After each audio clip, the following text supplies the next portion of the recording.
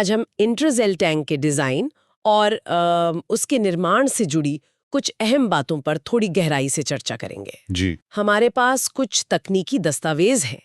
इनसे पता चलता है कि ये जो बड़ी बड़ी टंकियां होती हैं, इन्हें कैसे सुरक्षित बनाते हैं और कैसे ये लंबे समय तक चलती हैं। हाँ, ये सिर्फ पानी की टंकी नहीं है असल में। सही कहा। इनमें इंजीनियरिंग की काफी दिलचस्प बारीकियां छिपी हैं। बिल्कुल। तो चलिए शुरुआत करते हैं सामग्री से। इसमें जो सामान इस्तेमाल होता है, जी। जैसे अच्छी क्वालिटी का कंक्रीट, M30 ग्रेड या उससे बेहतर कहते हैं, और सीमेंट की सही मात्रा लगभग 350 से 550 किलो प्रति क्यूबिक मीटर। ये इतना जरूरी क्यों है? देखिए, ये मजबूती और वाटर टाइट होने के लिए एकदम बुनियाद है। अच्छा। मतलब सीमेंट ना तो बहुत कम हो कि ताकत ही ना मिले, हाँ और ना ही इतना ज्यादा कि वो सिकुड़न से दरारें पड़ने लगे। हाँ, एक बैलेंस बनाना पड़ता है। समझ गई। और पानी और सीमेंट का अनुपात भी कम रखना जरूरी है, ताकि कंक्रीट ज्यादा पानी ना सोखे। पर हाँ, इतना भी कम नहीं कि कंक्रीट ठीक से जमी ना पाए। मतलब वो वॉकेबल होना चाहिए। हाँ हाँ। और फिर स्टील के सरिये कम से कम 0.3% तो होने ही चाहिए। अच्छा। और उन्हें कंक्रीट की मोटी परत से ढकना, मतलब कवर देना, खासकर पानी वाली साइड पे, करीब 40 mm तक। वो क्यों? जंग से बचाने के लिए? बिल्कुल। सरियों के लिए एक तरह का सुरक्षा कवच है, वो जंग से बचाता है। तो मतलब सही मटेरियल चुनना पहला कदम हुआ।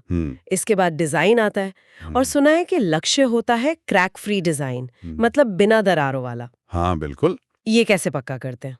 इसका मुख्य तरीका है कंक्रीट में जो खिंचाव आता है ना, टेंसाइल स्ट्रेस, उसे कंट्रोल में रखना। अच्छा। इसके लिए इंजीनियर्स को हर तरह के लोड, मतलब भार का हिसाब लगाना पड़ता है। जैसे टैंक का अपना वजन, फिर पानी का वजन जब वो पूरा भरा हो, और जब खाली हो का दबाव, क्योंकि ये टंकियां काफी ऊंची होती हैं। हाँ वो तो है। और सबसे जरूरी भूकंप का लोड। भूकंप का लोड, ये थोड़ा समझाइए। क्या मतलब टैंक का हिलना ही काफी है? नहीं, वो उससे कहीं ज्यादा पेचीदा है। भूकंप के डिजाइन में ना, पानी के हिलने से दीवारों पर जो एक्स्ट्रा दबाव पड़ता है, हाँ। उसका हिसाब रखना होता है। उसको कहते हैं हाइड्रोडायनामिक प्रेशर। Hydrodynamic pressure? जी हाँ। इसके भी दो हिस्से होते हैं।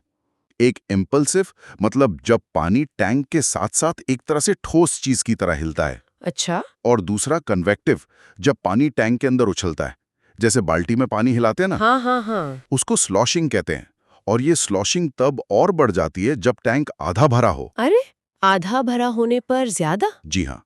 तो जो नए इंडियन स्टैंडर्ड कोड हैं, जैसे IS 3370 और IS 1893, वो इसी मुश्किल विश्लेषण पर जोर देते हैं। तो इसके कारण डिजाइन बदल जाता होगा? हाँ, अक्सर दीवारों की मोटाई और सरियों की मात्रा पहले के डिजाइन के मुकाबले बढ़ानी पड़ती है। और इन भूकंप वाले बलों को सहने के लिए जो सपोर्टिंग स्ट्रक्चर है, कॉलम और ब्रेसिंग वगैरह, उनका क्या रोल है? अरे, उनका रोल तो बहुत ही ज्यादा महत्वपूर्ण है। अच्छा। भूकंप के टाइम जो जोर के झटके साइड से लगते हैं ना, लैटरल फोर्स, हाँ। उन्हें यही कॉलम और ब्रेसिंग संभालते हैं। ब्रेसिंग तो खास तौर पर ढांचे को स्थिर रखने में मदद करती है। तो अगर वो कमजोर हुए तो फिर बहुत दिक्कत है। अगर सपोर्टिंग सिस्टम का डिजाइन ठीक नहीं है या बनाने में कोई कमी रह गई, तो भूकंप आने पर सबसे पहले उसी के फेल होने का खतरा रहता है। कई बार टैंक को नुकसान सपोर्टिंग ढांचे की वजह से ही होता है। समझ गई। तो डिजाइन मजबूत हो गया, मटेरियल सही चुन लिया, अब जब असल में बना रहे हैं, तब किन चीजों पर खास ध्यान देना होता है? देखिए, यहाँ पर कारीगरी, मतलब वर्कमैनशिप, उसकी क्वालिटी सबसे अहम है। अच्छा। कंक्रीट को सही तरीके से डालना, उसे ठीक से जमाना, मतलब कॉम्पैक्शन, ताकि कोई खाली जगह, कोई छेद ना रह जाए।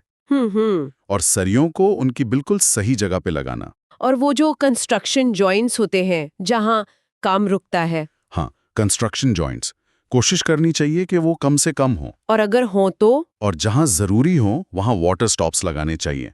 ये एक तरह की पट्टी होती है जो जॉइंट से पानी को आर पार जाने से रोकती है। अच्छा, ये जरूरी है वाटर टाइटनेस के लिए? बहुत जरूरी। और कंक्रीट डालने के बाद तराई वगैरह का क्या? हाँ, कंक्रीट की तराई, मतलब क्योरिंग, उसे सही नमी में रखना बहुत जरूरी है। इससे कंक्रीट अपनी पूरी ताकत पकड़ता है, उसमें पानी सोखने की क्षमता कम होती है, और सिकुड़न से होने वाली दरारें भी कम होती हैं। और शटरिंग, वो लकड़ी का ढांचा जो लगाते हैं? हाँ, शटरिंग, उसका भी ध्यान रखना होता है। जैसे बहुत मोटी लकड़ी की शटरिंग अच्छी नहीं होती। क्यों? क्योंकि वो कंक्रीट के सेट होते समय जो गर्मी निकलती है ना, हाइड्रेशन हीट, हाँ, उसे बाहर नहीं निकलने देती, या तो अंदर ही अंदर तापमान बढ़ जाता है और थर्मल क्रैक्स आ सकते हैं। अरे बाप रे, ये तो काफी सारी चीजें ध्यान रखने वाली। जी हाँ। तो ये सब मिलकर टैंक को लंबे समय तक मतलब ड्यूरेबल बनाते हैं। हाँ बिल्कुल, टिकाऊपन, रखरखाव में आसानी, ये सब डिजाइन में ही सोचा जाता है। अच्छा, एक और चीज है नींव का सेटलमेंट, मतलब जमीन कहीं ज्यादा धंस जाए, कहीं कम। हाँ, अनइवन सेटलमेंट। जी, डिफरेंशियल सेटलमेंट, उसका भी ध्यान रखना पड़ता है डिजाइन में। और ये जो इंडाइस टैंक की खास बनावट है, नीचे कोन जैसा, ऊपर ऊपर गुंबद जैसा, इसका कोई फायदा है? हाँ हाँ बिल्कुल, ये सिर्फ दिखने में अलग नहीं है। अच्छा, ये जो शेप है ना, ये लोड को, मतलब बलों को बहुत अच्छे से बांटने में मदद करती है। कैसे?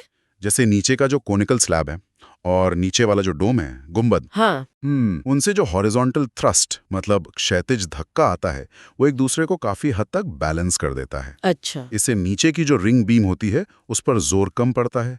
ये बनावट ही इसकी खासियत है। वाह, तो कुल मिलाकर देखें तो एक इंटेंजे टैंक का डिजाइन सिर्फ कंक्रीट और स्टील का हिसाब किताब नहीं है।